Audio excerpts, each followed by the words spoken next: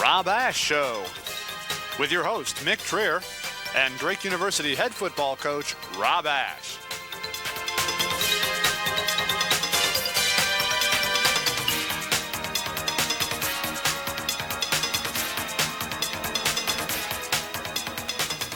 The Rob Ash Show is brought to you in part by Dave Ostrom Mitsubishi, 90th and Hickman in Des Moines.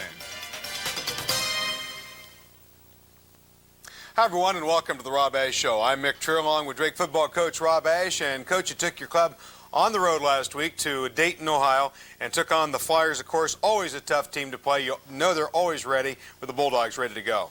Well, we were ready to go. It was a great setting for a football game. You know, welcome stadium, the AstroTurf, homecoming crowd of about 9,000 people, and a football team from Drake that was on pins and needles. I mean, in a positive way. We were excited. The guys were really ready to go, very focused. And those are the games you live for. Unfortunately, it didn't turn out very well, but it was a really great stage. 38-9, the final score, 38-9. Dayton winning it here over the Bulldogs. But certainly a game that Drake had an opportunity to win and play in this game. We'll see it in the highlights a little later on. But you had your chances. Well, first of all, let me say it's a great Dayton football team. This year might be, of the 4 years that we've played them, the best team that they have. They've got great skill, great speed. Their defense is very fast. But we have a good team, too. And we made a couple key mistakes early in the game that prevented us from getting in the game. And I think our one chance to win the game, Mick, was to get in and put some pressure on Dayton in the third and fourth quarters. They're a great first-half team. They're great front runners.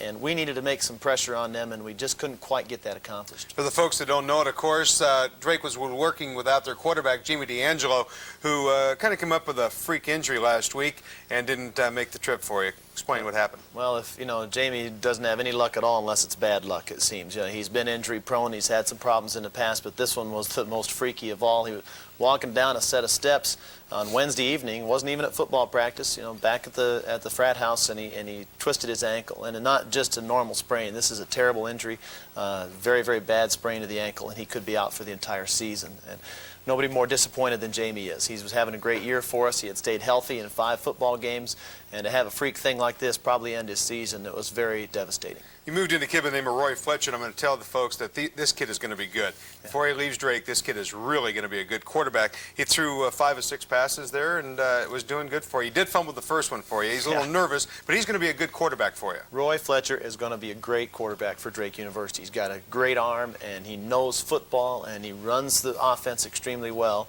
But, I mean, what a tough situation for a guy to come in and start his first game.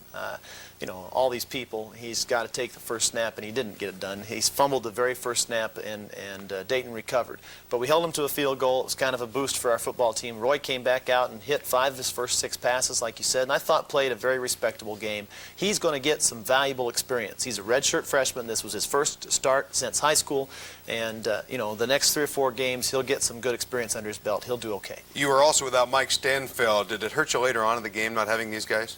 Well, only in the sense that we've built our offensive plan this year on balance and and depth and playing into the fourth quarter. If the game had gone like it did, being behind so much, maybe Mike's presence wouldn't have been so valuable. But had we gotten into the fourth quarter where we could wear some people down, it's always nice to have had those 2 guys. We do miss Mike. I don't mean to say that any other way, because he's a fine runner. He complements Don Sowing very much, and we need to get him back. We certainly have seen the Bulldogs play some excellent halves this year, first halves especially in the earlier part of the year. Did Dayton take you off guard? Were they as good as you thought, or even better offensively than in past years? I think the thing about Dayton, Mick, that takes you off guard is their exceptional quickness. They just do things faster. Their wide receivers are faster. Their defense reacts to the ball. Holes open up and then close quickly when you're trying to run the football. It takes a while to get used to that. And if you're still in the game, once you up your level, then you can play the rest of the game in good shape. But, it's happened to us a couple times. It happened again Saturday. We didn't get into the game. By the time we got used to their quickness, they had a big lead. And certainly they executed very, very well. Bulldogs at times struggled a little bit executing. Well, we dropped the ball early, and we had a couple of defensive breakdowns where we didn't do things fundamentally right. When you play a team as good as Dayton, if you don't have the fundamentals really sound, they're going to make you pay. They capitalize on your mistakes better than any team that we've ever played, and we still had our chances. That tells me we're getting closer, Mick, and we'll get there one of these days. Well, a tough ball game for the Drake Bulldogs. We'll be back to take a look at the highlights of this football game in just a moment. The creators of the Mitsubishi 3000 GT, 1991 Motor Trend Import Car of the Year, proudly present the stunning new Mitsubishi Eclipse for 1992.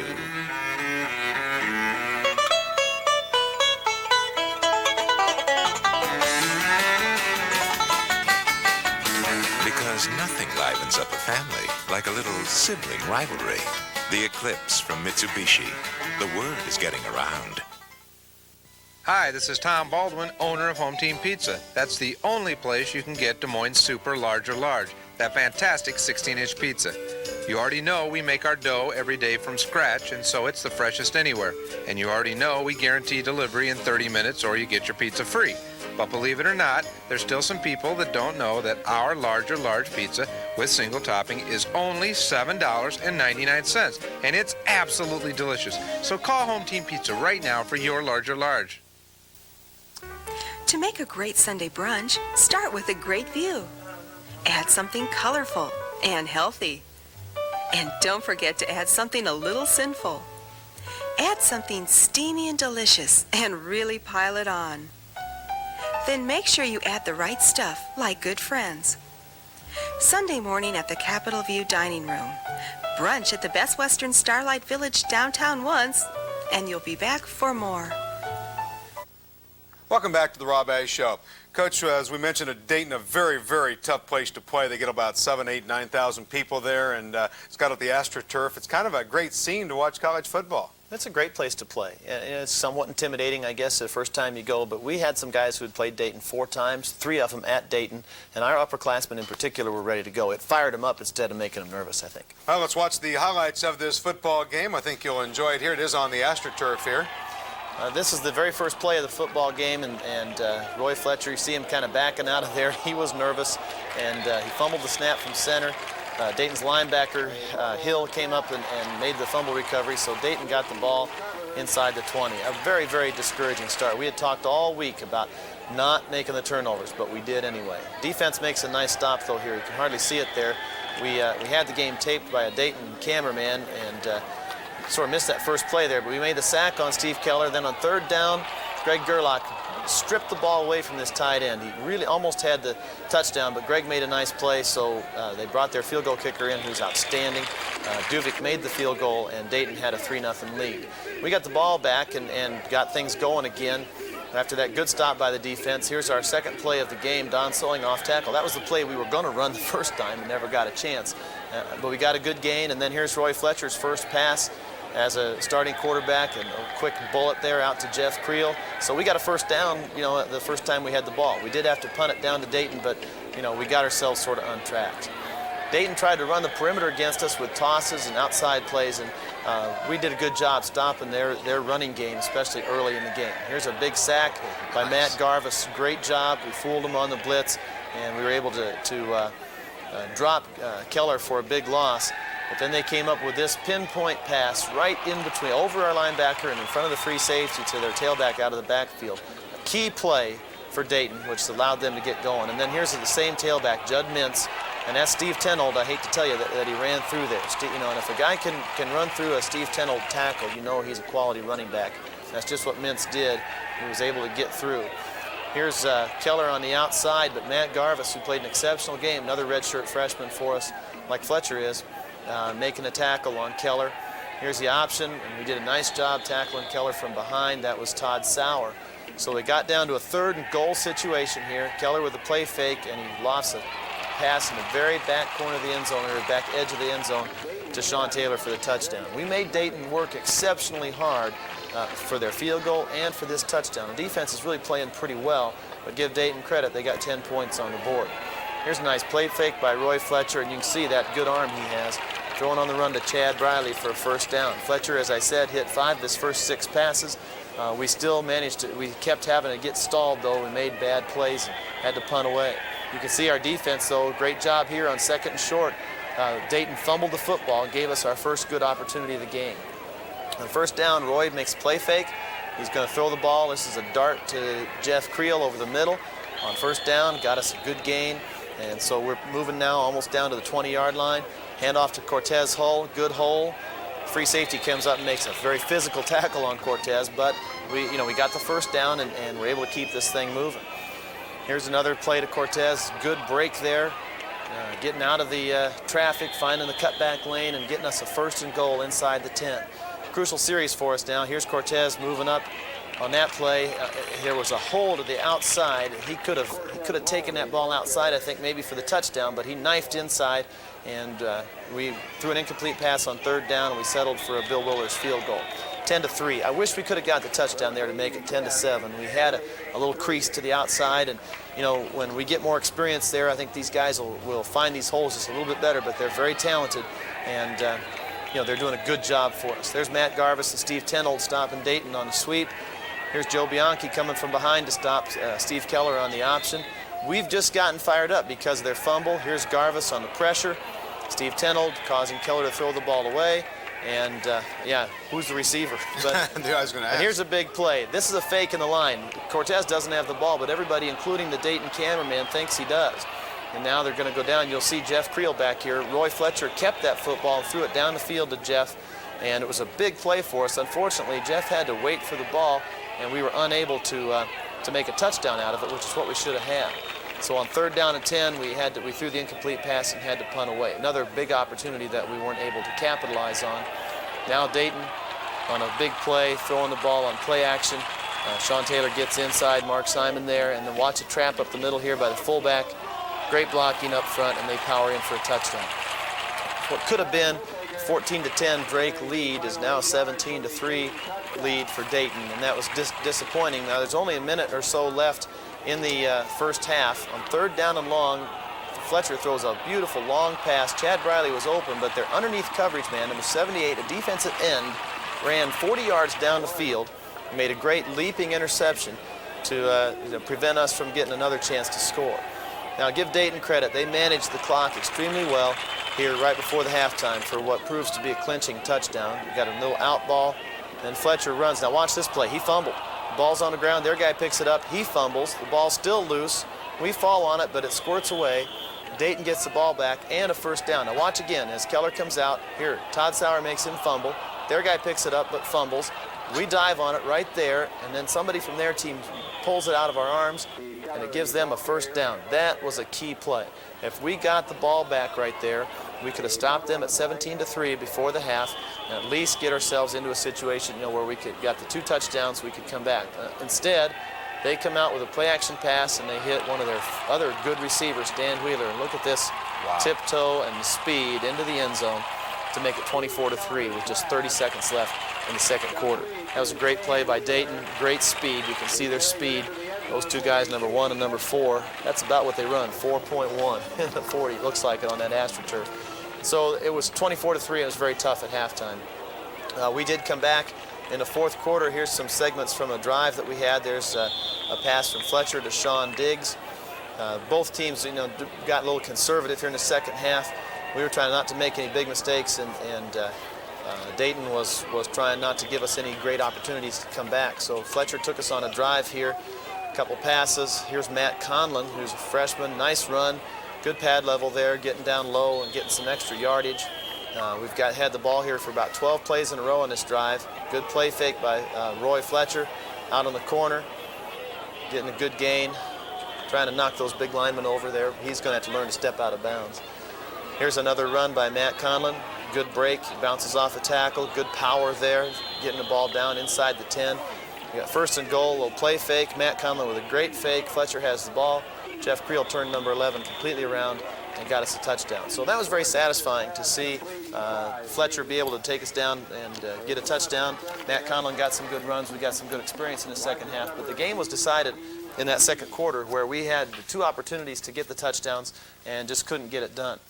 I'd like to go back to this play that we did miss. As we mentioned, we did have the cameraman from Dayton, which was actually filming the game, that actually went in with the runner and missed the long pass. And I'd like to go back to it. We're going to take it off our own film. Right. We brought our tape up that we took, and our cameraman actually made the proper movement of the camera and was able to film this whole play. Now let me set the stage again. The stage is 10-3 Dayton lead in the second quarter, and we've got the football, and we fake out the entire Dayton team, including the Dayton cameraman.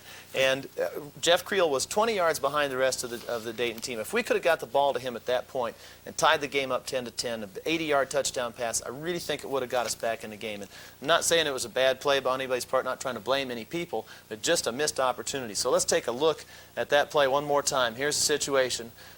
You watch Roy Fletcher now. He's going to run out of the picture, but he's going to go off to his right and fake the ball to Cortez Hull. And watch Creel at the bottom of the screen.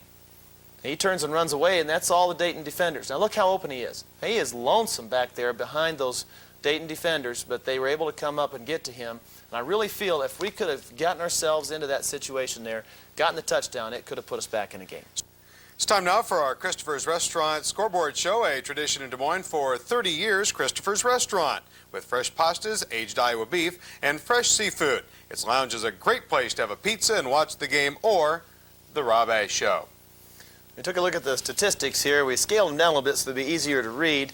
You look, Dayton had a very fine offensive performance. In particular, look at their passing. 21 out of 28 with no interceptions. Steve Keller did a great job. He's a very fine quarterback, and if he stays healthy, I think Dayton will have a chance to move on to the national championship game. We had good possession time, 30-30 as far as minutes go, but a lot of that came in the second half. Dayton has a fine offensive football team.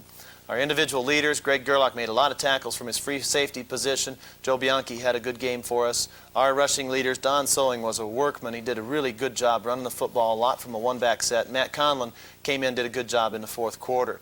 Jeff Creel still is our receiving leader. Sean Diggs had 3 good catches for us as well. We'll be back to name our offensive and defensive players of the game, but first we need to mention a few of the folks that make it possible.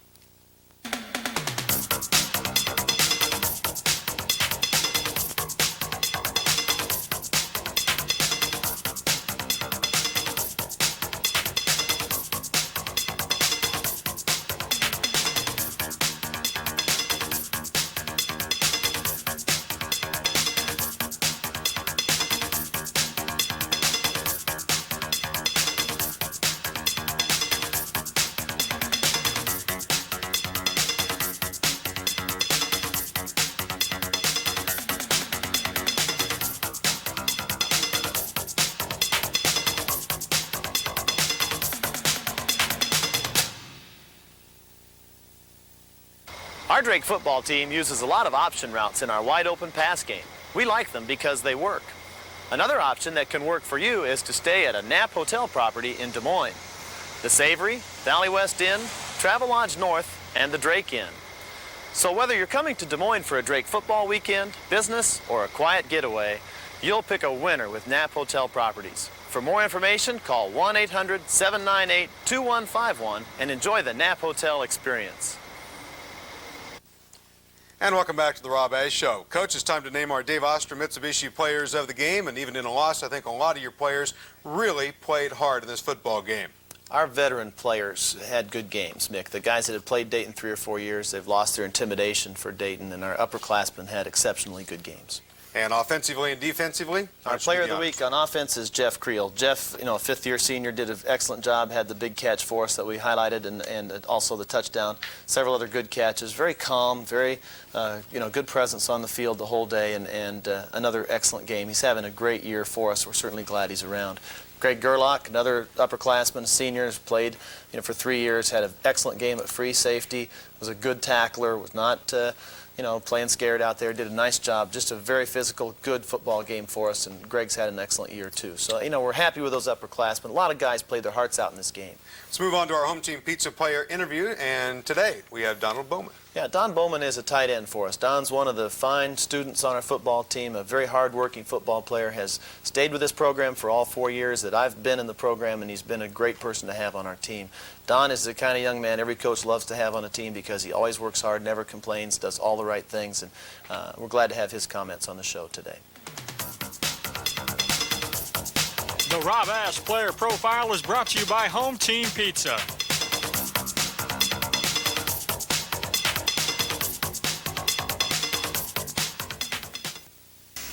In 4 years, I've kind of seen a lot of players come, seen a lot of players go. That's interesting. You come in with a squad of 50 guys, and now we're down to like how many are there? 15 of us now. That's, you see him on campus and you say, why didn't he stay out? And you wonder what made you stay out. When I came as a freshman, I was playing behind basically an All-American, Al Kellogg, who basically has been kind of an inspiration for me, because I mean he was the ultimate in a tight end here at Drake. He could block, he could catch, he could run, he could do everything. And then as a unit, the tight ends all looked up to him, and we all kind of had his steps to follow in. And then as we went on, my next years I was behind a guy named Jeff Morse, who he played real hard, and he worked real hard. He didn't have exactly the same skills that Al had, but he played hard, and I kind of tried to get as much from Jeff as I could, because Jeff was a real good friend to me. And now, the last couple of years, I've been kind of just competing with David Dorn in the position. I really feel we're both pushing each other to be pretty competitive, and one of us is going to get the spot, and one of us is going to work, and each week we're going to have to work hard to keep the other guy out of that spot. So it's going to be very interesting, very wide open, and very fun. I hope. Seniors are, a lot of us, we really gotten to know each other well. We came in, as I said before, about, there's 80, or there was 50 of us, and now we're down to 15, and we get along really well. We all know basically what the other guy can do. We kind of made a commitment to each other to try to bring the team together as much as we could. As seniors, I don't know if, since when I was a freshman, the seniors really tried to pull us all together. But after that, the seniors haven't been as strong an influence as I think they could be or should be.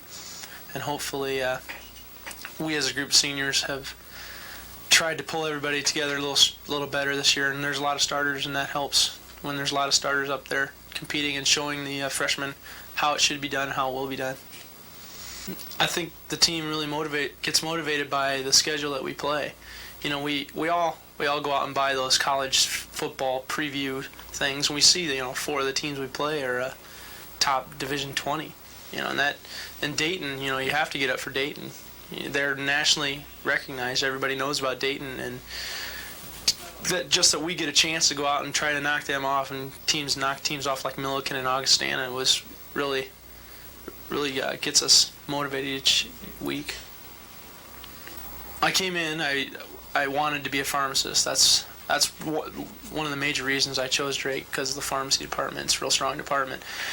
And I guess I wasn't really sure how hard the classes were going to be, and nobody really told me that I had to know a lot of stuff. And as I get into these last years, they're trying to make me, they're making me know a lot of things, and I really have to buckle down and work hard in my classes. Sometimes I almost feel like I'm not going to know what I'm going to do when I get out of school, but hopefully they've prepared me. And football really helps during the year, because that makes me organize myself, makes me work, because when in the spring I don't do as well actually in my classes. I really feel myself struggling at the end, but football makes me organize myself and get myself ready.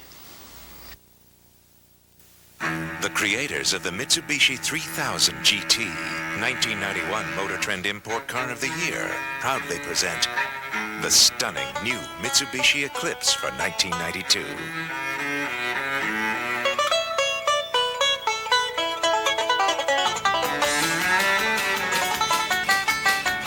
Because nothing livens up a family like a little sibling rivalry. The Eclipse from Mitsubishi. The word is getting around. Sam Siegel, his wife Annette, daughters Elise and Marlene, and grandchildren Michael, Risa, and Mikey invite you to join them and all the employees at Home Plastics in supporting the Drake Bulldogs all season long. This fall, there's exciting nonstop action and entertainment when the Bulldogs hit the field. Take your family to all the games. Sam does.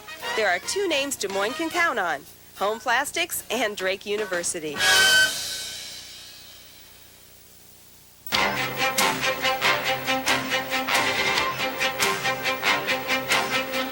When the delivery time of gasoline, diesel fuel, and motor oil supplies is crucial to Iowa industry.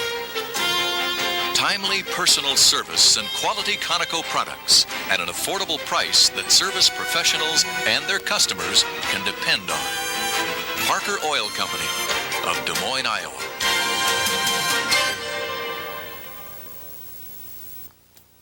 Welcome back to the Rob A. Show. Before we talk about the upcoming opponent of Quincy, which is going to be coming to town on Saturday, we'd like to remind you about our contest going on. The Hopkins Sporting Good contest, $25 gift certificate, Coach, up for grabs. It's quite easy. Send your name, phone number, and name of this week's player interview, and you can see the address there. I'll give you a little hint. It was Donald Bowman, so just write it down and send it in, and we'll try and make you $25 richer.